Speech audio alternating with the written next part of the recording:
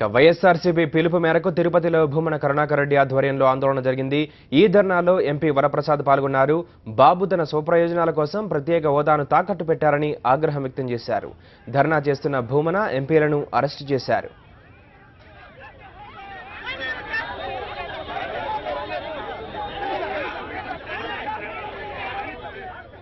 Bhumana MP వరప్రసాద్ను arrest చేసి తిరుపతి తూర్పు police స్టేషన్కు తరలించారు. ప్రస్తుతం అక్కడ పరిస్థితిని మా కరెస్పాండెంట్ మధు అందిస్తారు.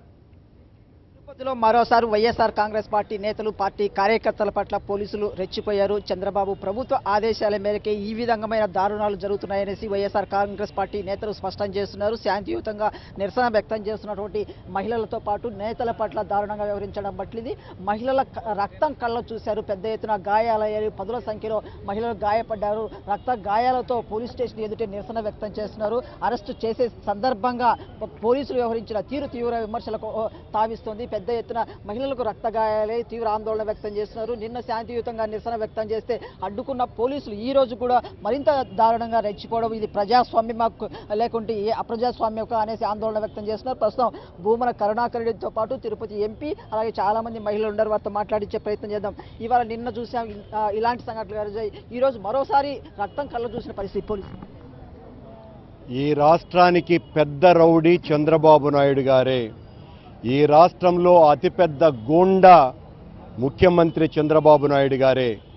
ఆ రోజున గోబెల్స్ జర్మనీ పార్లమెంటును కాల్చివేసి ఏ రకంగా అయితే ప్రతిపక్షాల మీద నెట్టివేసి వాళ్ళు హంతకులని వాళ్ళు ద్రోహులని చిత్రీకరించేటువంటి ప్రయత్నం చేశారో అదే రీతిలో చంద్రబాబు నాయుడు గారు శాంతియుత నిరసనకారుల మీద నిరంతరం తన ఇనుప సంకెళ్లతో వాళ్ల గొంతులు బిగించి ఆందోళనకారులను అరాచకవాదులుగా, హంతకులుగా, రౌడీలుగా చిత్రీకరించి ప్రచారం చేసేటువంటి కార్యక్రమాలు నిరంతరం చేపట్టారు.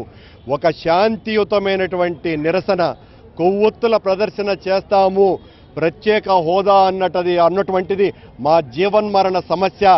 ఈ సమస్య పరిష్కారానికి ఇంతకు తప్ప మరొకటి మార్గము లేదు.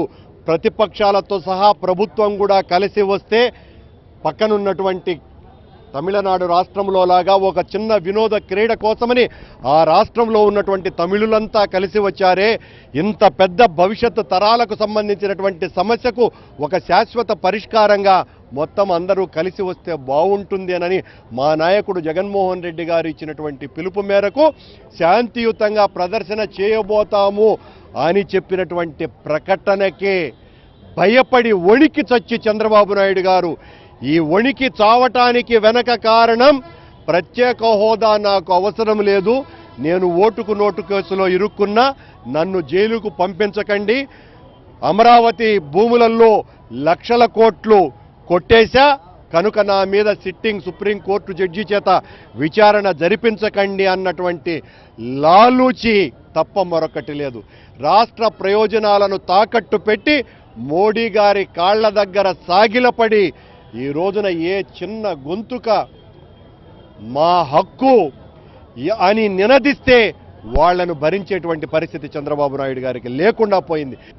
ఈరోజు ప్రభుత్వంలో కూర్చున్నారంటే అబద్ధాలు చెప్పే వచ్చారు కనుక ఇది కూడా మరొక అబద్ధం అంటే ఆశ్చర్యం ఏమీ లేదు. ఈరోజు మేము చేసింది ఏమిటంటే గత 2.5 సంవత్సరాలుగా బీజేపీ, తెలుగుదేశం పార్టీ ఆంధ్రులకు ప్రత్యేక హోదా తీసుకొస్తామని చెప్పారు కనుక వారు తీసుకురాలేకపోతున్నారు కనుక ప్రతిపక్షంగా వైఎస్ఆర్ పార్టీ ముందుకు వచ్చి ఆంధ్రుల అభివృద్ధి కొరకు, యువకుల ఉద్యోగాల కొరకు మేము ముందు వస్తే కారణం లేకుండా ఈ విధంగా మమ్మల్ని అందరినీ ఇలా పోలీస్ స్టేషన్కి తీసుకురావడం దుర్బల్యం, దురదృష్టకరం అని చెప్తున్నా. ఒక విధంగా చెప్పాలంటే గత 70 సంవత్సరాల్లో ఎక్కడ కూడా ఒక క్యాండిల్ ర్యాలీని, కొవ్వొత్తుల ర్యాలీని ఆపు చేసింది మేము ఎక్కడ చూడలేదు. మేము గాంధీ గారి బొమ్మ దగ్గర కూర్చుని శాంతియుతంగా ప్రజల కొరకు, ఆంధ్రాభివృద్ధి కొరకు, యువకుల కొరకు మేము పోరాడుతుంటే అది కూడా మాకు ఏమైతే వాగ్దానాలు చేశారో అది ప్రజాప్రతినిధులుగా మాకు ఖచ్చితంగా మేము చేయవలసిన అవసరం ఉంది.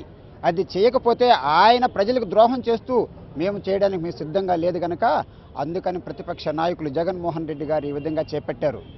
వారిని ఈ విధంగా అది చేయడం అనేది వారు ప్రభుత్వమే ధ్వంసం చేస్తున్నారు తప్ప ప్రతిపక్షం ఏమీ చేయట్లేదు. శాంతియుతంగా తర్వాత 6 గంటలకి అప్పుడు ఏ విధమైన ఒక షాపులు కూడా మీడియం లేదు, రోడ్లు కూడా ఒక బస్సులు కూడా ఏమి లేదు, శాంతియుతంగా ర్యాలీ చేసిందని దురదృష్టకరం కనుక ఎప్పటికైనా తెలుగుదేశం తెలుసుకుని మా వెనకాల వచ్చి కేంద్ర ప్రభుత్వంతో పోరాడి ఆంధ్ర అభివృద్ధి జరగాలంటే, యువకులకు న్యాయం జరగాలంటే ప్రత్యేక హోదా ఒక్కటే కారణం కనుక వారు మా వెనక రావాల్సిందిగా మేము కోరుకుంటున్నాం.